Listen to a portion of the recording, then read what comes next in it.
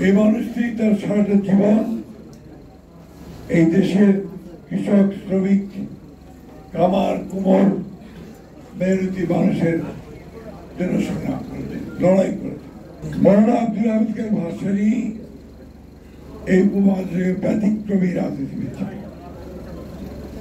মৌলানা ভাই খুব পরিষ্কার করে দীর্ঘ আলোচনা না হলেও তিনি তার জীবনের বিশেষ সবগুলো স্তর বর্ণনা করেন। এমন একজন রাজনীতিবিদ যিনি নিজের সুখ, নিজের বৃত্ত, নিজের সম্পদ তৈরির কথা কখনো জীবনে চিন্তা করেন। আপনারা যদি কখনো সন্তোষে গিয়ে থাকেন, টাঙ্গাইলের সন্তোষে,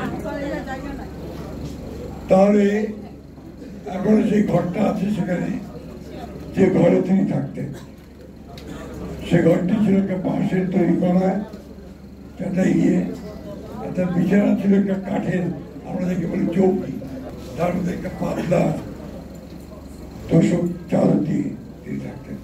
মশারিটার পেছনে ওই বাঁশের বেড়ার মধ্যে লাগানো থাকে। এই দৃশ্য যারা দেখেননি তারা চিন্তা করতে পারে। আমি যে কথা বলছি যে তার জীবন যে কতটা সহজ এবং স্বাভাবিক ছিল এবং একেবারেই সাধারণ মানুষের মতো ছিল, এটা ওটা না দেখেছে। এই মানুষটি তার সারাটা জীবন এই দেশের কৃষক, শ্রমিক, কামার, কুমোর, মেহনতি মানুষের জন্য সংগ্রাম করেছে, লড়াই করেছে। তার সম্পর্কে বহু গল্প আছে, বহু ইতিহাস আমাদের বিশিষ্ট ইতিহাসবিদেরা, সমাজবিদেরা তার উপরে অনেক রিসার্চ করেছে। বিশিষ্ট সাংবাদিকরা তার উপরে অনেক বই লিখেছে।